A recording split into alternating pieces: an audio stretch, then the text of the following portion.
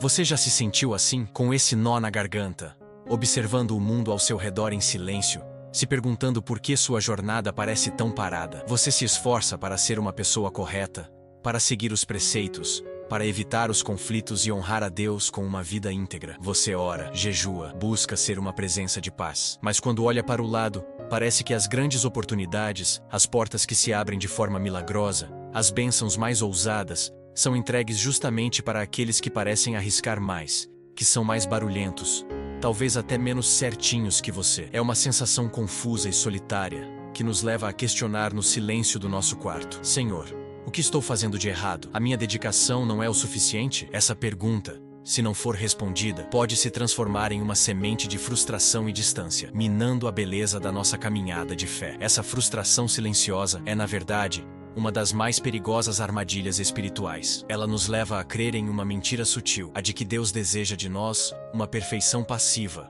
uma bondade que se esconde e não age por medo de errar. A gente olha para os gigantes da fé na Bíblia, Davi, Neemias, Esther, e vemos vidas marcadas por ação, por iniciativa, por uma coragem que muitas vezes beirava a imprudência aos olhos humanos. E então olhamos para a nossa própria vida, tantas vezes paralisada por uma névoa de incerteza, com medo de dar um passo em falso e desagradar a Deus. Essa batalha interna te deixa esgotado, te faz sentir invisível, mas eu quero te prometer algo neste vídeo. Nós vamos desmistificar essa ideia juntos. Vamos explorar as 3 diferenças cruciais entre a mentalidade do bom rapaz, que te paralisa, e a fé ousada dos patriarcas, que verdadeiramente agrada ao coração de Deus. E fique comigo, pois a terceira diferença é a chave que vai mudar radicalmente a forma como você enxerga seu papel no reino. Então, como começamos a desmontar essa mentalidade que nos aprisiona? O primeiro passo é entender que a fé que move montanhas não é passiva. Ela não se senta à beira do caminho, esperando que algo aconteça. Ela caminha, ela constrói, ela age. A jornada que vamos iniciar agora não é sobre adicionar mais regras à sua vida, mas sim sobre remover as barreiras invisíveis que têm impedido o fluir do poder de Deus através de você. Vamos mergulhar na primeira grande verdade que separa a estagnação da ação divina. Uma verdade que pode, já nos próximos minutos, começar a mudar a forma como você enxerga os desafios e as oportunidades à sua frente. Prepare o seu coração, pois a palavra de Deus é como um espelho que não apenas mostra onde estamos, mas também revela o potencial glorioso de para onde podemos ir quando caminhamos em alinhamento com o seu verdadeiro caráter e chamado. A primeira diferença crucial é esta: o bonzinho reage às circunstâncias, enquanto o ousado na fé toma a iniciativa. Pense na parábola dos talentos em Mateus 25. É uma das histórias mais reveladoras que Jesus contou. Os 2 primeiros servos tomaram a iniciativa, negociaram e multiplicaram o que receberam. Mas o terceiro servo, aquele que foi duramente repreendido, justificou sua inação dizendo que teve medo. Ele foi prudente, cauteloso, bonzinho, aos seus próprios olhos. Ele reagiu ao seu medo enterrando o talento. E o que o Senhor lhe disse? Servo mau e negligente. Veja bem, a inércia, mesmo que nascida de uma aparente prudência ou de um medo reverencial, não é recompensada no reino de Deus. Deus não nos deu dons, talentos e sonhos para que os enterremos em um buraco de receio. Ele nos confiou recursos para que, em parceria com Ele, nós os multipliquemos para a sua glória. Agora, vamos trazer isso para a nossa realidade. Imagine que no seu trabalho surge um problema complexo, um projeto que está travado e ninguém sabe o que fazer. A mentalidade do bonzinho te leva a esperar. Você fica quieto na sua mesa, esperando que seu chefe lhe dê uma ordem direta, uma instrução clara, para só então agir. Você reage à autoridade. Já o ousado na fé, ao se deparar com o mesmo problema, age de forma diferente. Ele primeiro se volta para Deus em oração, pedindo sabedoria e discernimento. Em seguida, ele toma a iniciativa. Começa a pesquisar soluções, a rascunhar uma proposta, a conversar com colegas para entender melhor o cenário. Ele não espera a permissão para usar a inteligência e a criatividade que Deus já lhe deu. Ele monta um plano e o apresenta ao seu líder, não por arrogância, mas por um senso de responsabilidade. Agora, olhe para a sua vida. Em qual área você está apenas reagindo, esperando uma ordem divina ou humana, quando Deus já te deu talentos para tomar a iniciativa? E isso nos leva diretamente à segunda diferença, que é ainda mais profunda. O bonzinho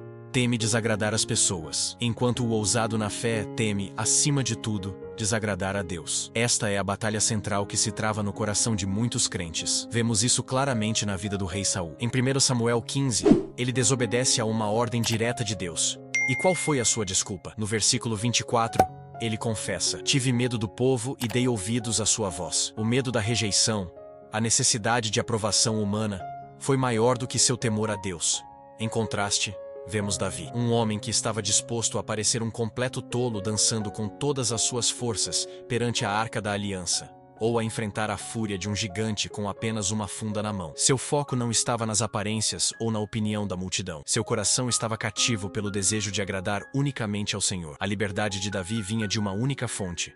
Sua audiência era divina, não humana. Pense naquela situação que tem tirado a sua paz. Talvez seja um amigo próximo, alguém que você ama, que está caminhando por uma estrada claramente autodestrutiva, seja num relacionamento tóxico, num vício ou em decisões financeiras desastrosas. A mentalidade do bonzinho, paralisada pelo medo de desagradar, te faz ficar em silêncio. Você pensa: não quero estragar a amizade, não quero parecer julgador, não é da minha conta. Mas no fundo, é o medo da reação dele que te cala. O ousado na fé, movido por um amor genuíno e por um profundo temor a Deus, sente o mesmo medo, mas não se submete a ele. Ele ora, busca a melhor abordagem e então chama esse amigo para uma conversa honesta, vulnerável e difícil. Ele oferece a verdade em amor, mesmo sabendo que isso pode criar um desconforto temporário, porque sua lealdade final é com Deus e com o verdadeiro bem-estar daquela pessoa. Reflita por um instante: qual verdade Deus tem colocado em seu coração para ser dita, mas o medo da opinião dos outros tem silenciado a sua voz? Chegamos agora à terceira e mais transformadora de todas as diferenças. A chave que conecta tudo. O bonzinho vê a fé como uma longa e passiva espera, enquanto o ousado a enxerga como uma parceria ativa e dinâmica com Deus. A espiritualidade de espera diz: eu vou orar e ficar aqui quietinho, esperando Deus fazer tudo. É uma fé que se isenta da responsabilidade, disfarçando a passividade de piedade. Mas a fé bíblica, a fé que agrada a Deus, é uma fé colaborativa. O exemplo mais poderoso disso talvez seja Neemias.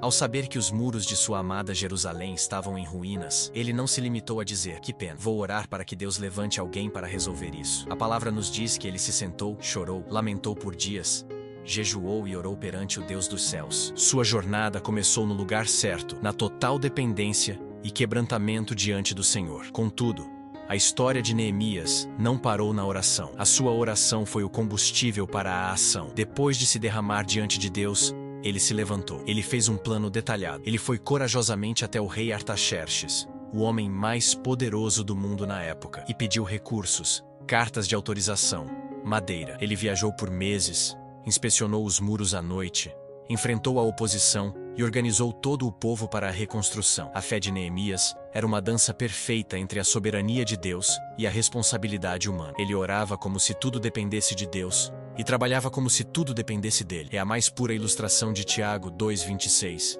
que declara de forma inequívoca que a fé sem obras é morta. A fé não é apenas crer que Deus pode fazer, é se levantar e fazer a sua parte, confiando que Ele fará a dele. Isso se aplica diretamente aos sonhos que Deus colocou em seu coração. Digamos que você sente o chamado para iniciar um pequeno grupo de estudo bíblico em sua comunidade. A mentalidade de espera te leva a orar: Senhor, se for da tua vontade, por favor, envie as pessoas até mim. Abra as portas. E então, você espera. Semanas, meses, talvez anos se passem e nada acontece. O ousado na fé, o parceiro de Deus, começa com a mesma oração, mas não termina aí. Depois de orar, ele pega o telefone e liga para 3 amigos que vieram à sua mente durante a oração. Ele prepara um pequeno estudo sobre o seu salmo favorito. Ele marca a primeira reunião em sua casa na próxima semana, mesmo que seja apenas com 1 ou 2 pessoas. Ele dá o primeiro passo, constrói o altar e confia que Deus se encarregará de enviar o fogo. Então, a pergunta para você hoje é esta: qual é o primeiro passo prático,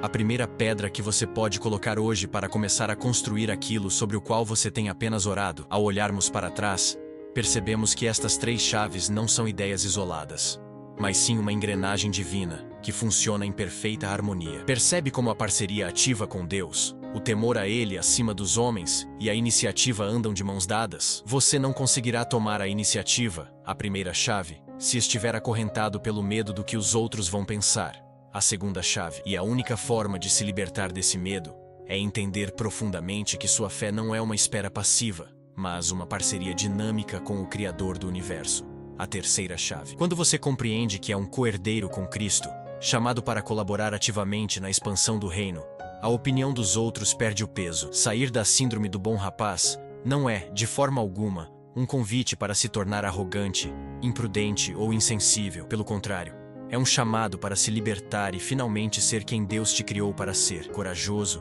proativo, criativo e plenamente confiante no poder dele que opera através de você. Lembre-se disto como uma bênção final sobre a sua vida. Deus não está desapontado com a sua cautela ou com o seu desejo de acertar. Ele vê o seu coração sincero. Hoje, ele não te entrega uma repreensão, mas sim um convite carinhoso para uma aventura de fé muito maior e mais emocionante. Seja gentil consigo mesmo nesse processo de transformação. Cada pequeno passo de ousadia que você der, cada iniciativa que você tomar a partir de hoje, é uma grande e barulhenta vitória no céu. Deus se alegra em ver seus filhos caminhando na liberdade para a qual Ele os chamou. E agora, eu adoraria saber a sua opinião para continuarmos essa conversa. Qual dessas 3 diferenças mais falou ao seu coração hoje? Foi a necessidade de tomar a iniciativa, a libertação do medo das pessoas, ou a visão da fé como parceria? Deixe sua experiência nos comentários, pois sua jornada pode encorajar muitos outros. E se esta mensagem te abençoou, inscreva-se no canal para que possamos continuar buscando juntos por mais clareza espiritual.